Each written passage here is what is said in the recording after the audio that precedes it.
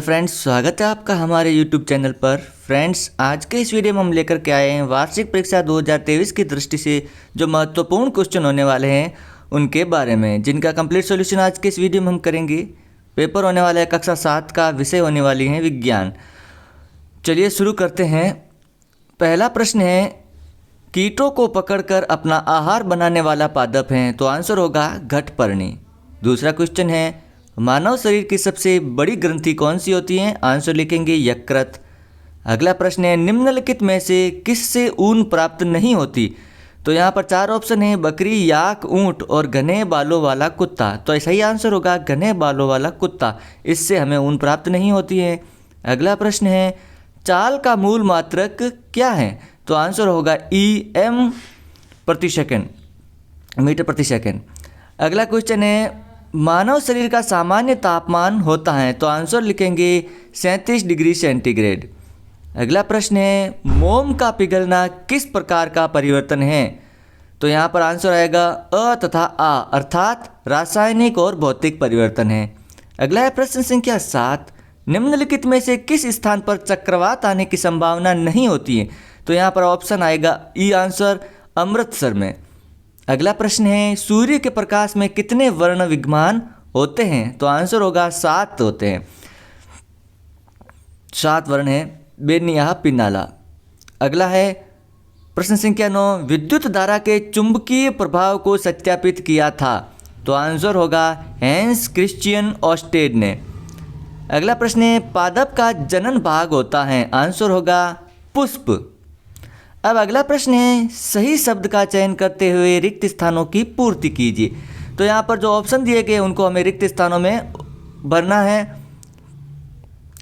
11वां है प्रश्न, धूम्रपान हमारे रिक्त स्थान को क्षति पहुँचाता है। किसको? फेफड़े को क्षति पहुँचाता है, इससे कैंसर भी हो जाता है।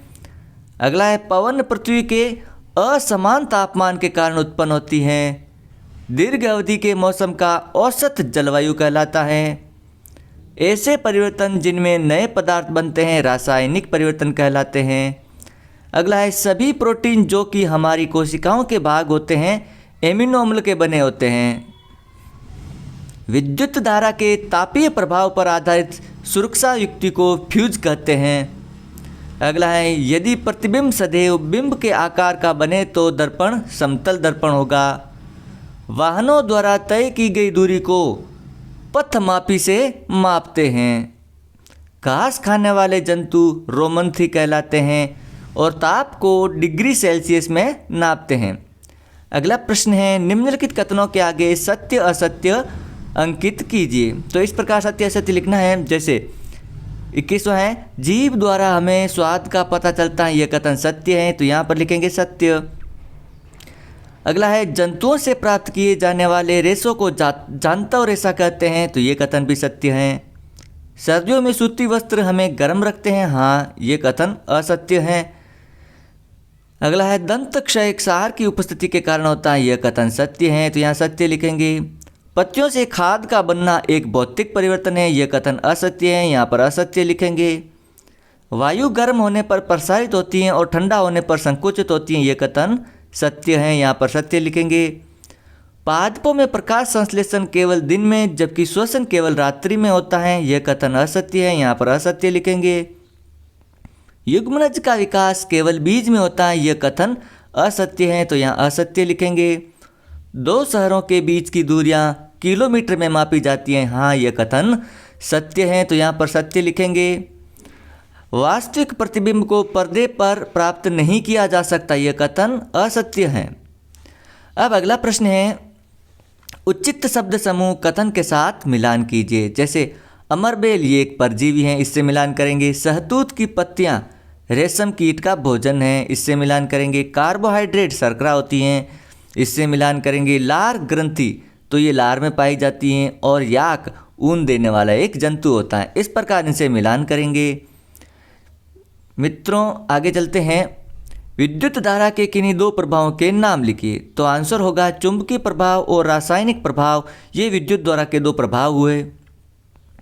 अगला प्रश्न है, अंग्रेजी भाषा के वर्णमाला के उन अक्षरों को लिखिए जिनके समतल दर्पण में बने प्रतिबिंब बिल्कुल उन्हीं अक्षरों के जैसे लगते हैं, जैसे A, I, O, M, W, M, X और R। ये हो गया। अगला है पराग कण किसे कहते हैं? तो आंसर लिखेंगे पराग कणों के परागकोश से पुष्प के प्रतिकाग्र पर स्थानांतरण परागकण कहलाता है। अगला है निम्न स्थिति के साथ लिए गति के दूरी समय ग्राफ की आकृति बनाइए। तो यहाँ पर 0 ये x अक्ष हो गया और ये y अक्ष हो गया। इस प्रकार ये ग्राफ बनेगा जो दूरी और समय का ग्राफ है। अगला है शारीरिक क्रियाकलापों के बाद हमें भूख क्यों लगती है? तो आंसर लिखेंगे शारीरिक क्रियाकलापों के बाद हमें भूख इसलिए लगती है क्योंकि हमें ऊर्जा की आवश्यकता होती है और शारीरिक क्रियाकलाप करते हैं तो ऊर्जा की खपत होती है।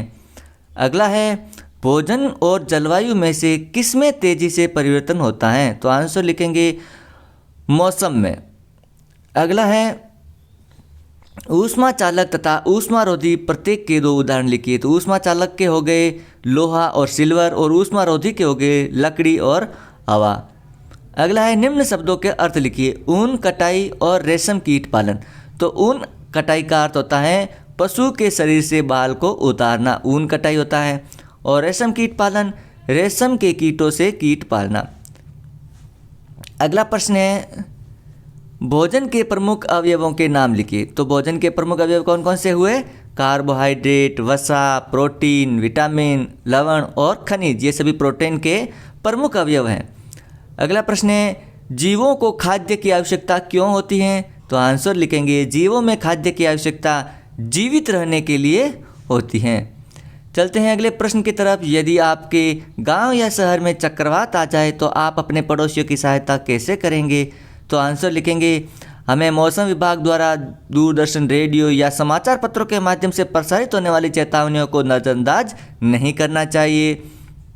हमें अपना घरेलू सामान, पशुओं, वाहनों को सुरक्षित स्थानों पर ले जाना चाहिए। हमें आपातकालीन सेवाओं, पुलिस, अग्निशमन दल और चिकित्सा केंद्रों के टेलीफोन नंबर की सूची अपने पास रखनी चाहिए।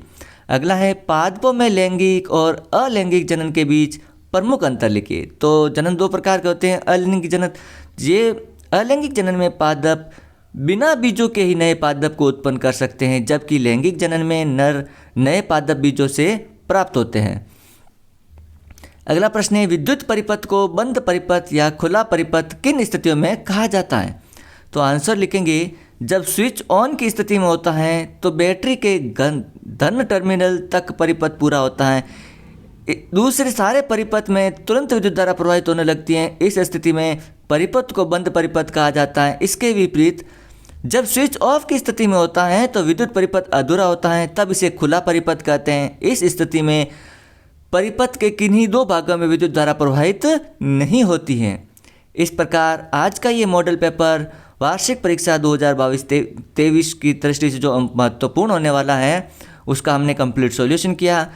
वीडियो को अंत तक देखने के लिए धन्यवाद और चैनल पर पहली बार हो तो चैनल को ज़रूर सब्सक्राइब कीजिए। हमारे चैनल पर इसी प्रकार के मॉडल पेपर का सॉल्यूशन डाले जाते हैं।